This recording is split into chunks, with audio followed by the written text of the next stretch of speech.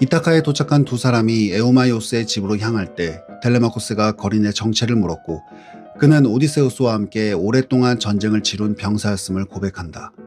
그리고는 오디세우스가 살아있다고 말하며 때가 되면 이타카로 돌아올 것이라는 말을 남긴다. 아버지가 살아있다는 소식에 기뻐하는 텔레마코스는 그에게 지금 성 안에 있는 구원자들을 어떻게 해야 할지 물었고, 그는 모두 죽일 것이라 답한다. 텔레마코스에게 스파르타에서 받은 좋은 옷과 선물을 들고 성에 복귀할 것을 말한다.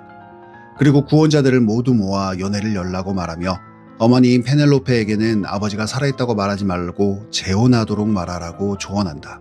텔레마코스는 거린의 뜻이 전부 이해가 되진 않았지만 한편으로는 어머니의 의중이 궁금했기에 그의 조언대로 행하기로 한다. 개선 장군처럼 성에 복귀한 텔레마코스는 무사히 성에 돌아온 기념으로 연회를 열자고 명했고, 돌아온 아들을 보기 위해 방문을 열고 나온 어머니와 함께 단둘이 대화를 나누었다. 텔레마코스는 거린의 조언대로 어머니에게 아버지에 대한 소식은 듣지 못했다고 말하며 이제 재혼하라고 조언한다. 재혼하면 우리 사이는 전처럼 될 수 없을 것이라는 어머니의 말에 지금 밖에 있는 수많은 구원자들을 모두 제거할 힘이 없으니 한 명만 선택하면 그 한 명을 제거하겠다는 텔레마코스. 페넬로페는 그런 그의 말을 듣고 그렇게 행한들 왕좌가 온전히 너에게 가지 않을 것이라는 말을 하며 오디세우스가 부재했던 지난 20년 동안 자신이 왕자를 지켰다고 말한다. 이 말을 들은 텔레마코스는 어머니 페넬로페의 의중이 더욱 궁금해졌다. 지금까지 원로들과 구원자들의 압박을 버틴 이유가 아버지를 기다린 것인지, 왕자를 빼앗기기 싫어서 버텼던 것인지. 만약 왕자를 탐하고 있다면 아버지가 살아있다는 것을 더욱 말해서는 안 되었기에 텔레마코스는 물었다. 원하는 것이 이타카의 왕인지 아니면 그저 왕인 것인지. 그의 질문에 페넬로페는 격양된 목소리로 오디세우스를 원한다고 소리쳤다. 텔레마코스는 어머니의 말을 듣고 비로소 그녀의 진심을 깨달았다. 그녀가 지금까지 기다린 것은 이타카의 왕이나 자신의 왕자가 아닌 그저 사랑하는 남편인 오디세우스라는 것을. 해가 저물고 구원자들이 성 안으로 모여 연회를 즐기는 시간, 텔레마코스는 성문 앞에서 거린을 기다렸다. 거린은 에오마이오스를 부축하며 성 앞까지 걸어왔고, 안으로 들어가기 전 문 앞 구석에 힘없이 누워있는 아르고스를 보고는 에오마이오스에게 먼저 들어가라고 한다. 그는 아르고스의 앞에 앉아 애처로운 눈빛으로 아르고스를 쓰다듬었고, 아르고스는 거린을 보고는 젖먹던 힘을 다해 낑낑대며 꼬리를 흔들었다. 그리고는 자신의 목적이 달성했음을 알았는지 주인의 품에서 깊은 잠에 들고 말았다. 그 광경을 처음부터 지켜본 텔레마코스는 순간적으로 아버지인 오디세우스를 떠올렸다. 20년 된 노견 아르고스가 끝까지 기다린 단 한 사람, 유일하게 꼬리를 흔들며 반기는 사람.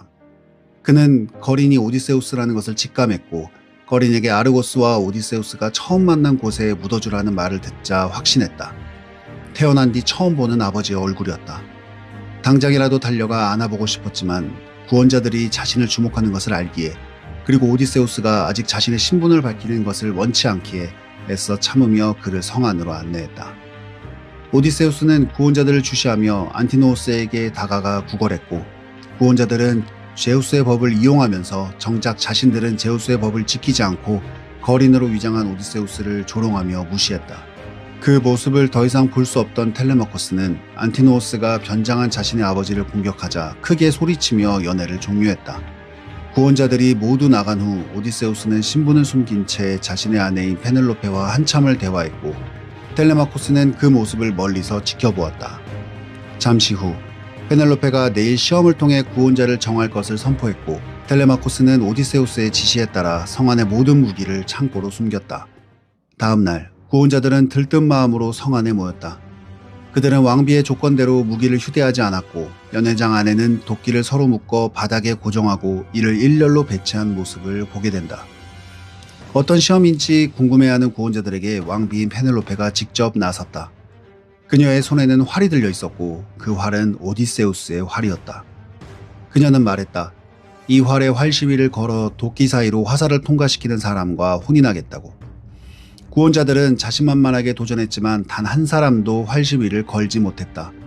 페넬로페와 텔레마코스는 알고 있었다. 그 활은 오디세우스가 아니면 누구도 활시위를 걸 수 없는 것을. 어떠한 속임수도 없었다. 그저 오디세우스가 아닌 것이었다. 모든 구원자가 실패했을 때 구석에서 거린으로 변장한 오디세우스가 나섰다. 그의 도전에 구원자들은 그를 조롱하며 무시했다. 그들이 강조한 제우스 법이 그들을 통해 무너진 것이다. 연회장을 가득 채우는 사람들의 조롱에도 오디세우스는 아랑곳하지 않고 활시위를 걸어 손가락으로 시위를 튕겼다. 청명한 소리가 연회장을 가득 울리자 사람들은 놀랐고 페넬로페와 에우마이오스는 그제서야 그가 오디세우스임을 알게 되었다. 곧이어 오디세우스의 피해 사륙이 시작되었다. 무기가 없는 구원자들은 무기를 찾아 도망치거나 맨몸으로 오디세우스에게 달려들었지만 자신의 활을 쥔 그에게 바람 앞에 등불처럼 하나둘씩 목숨이 꺼져갔고 연회장은 아수라장이 되었다. 하지만 오디세우스 혼자의 몸으로 수십 명의 구원자들을 상대하는 것이 버거워 보이기에 텔레마코스는 그를 도우려 했지만 오디세우스는 절대 안 된다고 부르짖었다. 왕자를 이어받을 아들의 손에 피를 묻힐 수는 없기 때문이었다. 그러던 중 누군가 천장에 구멍을 내는 것을 본 텔레마코스는 서둘러 위층으로 올라갔다. 무기를 옮겨놓은 창고에는 구원자들의 편에 선 멜란티오스가 무기를 아래로 떨어뜨리려 하고 있었고 텔레마코스는 적극적으로 그를 저지했다. 결국 그는 처음으로 칼에 피를 묻혔다. 자신과 가족을 배신한 배신자를 직접 죽인 것이다. 미묘한 감정을 느낄 새도 없이 그는 수세에 몰려있는 아버지에게 검을 떨어뜨렸고 안티노우스를 마지막으로 죽이면서 오디세우스의 모든 사륙은 막을 내렸다. 텔레마코스는 이제 아버지가 다시 이타카의 왕으로 복귀할 줄 알았지만 오디세우스의 생각은 달랐다. 그는 아내와 함께 여행을 준비했다.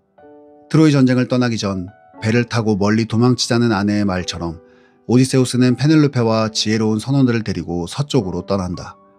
전쟁에서 사망한 동료들의 영혼을 기리기 위해. 떠나는 부모를 배웅하는 텔레마코스는 이제 구원자들에게 무시당하던 소년이 아니었다. 왕관을 쓰고 늠름한 자세로 오디세우스와 페넬로페를 태운 배가 이타카에서 점점 멀어지는 것을 지켜보는 그는 이제 아버지를 이어 이타카의 새로운 왕으로 우뚝 서고 있었다.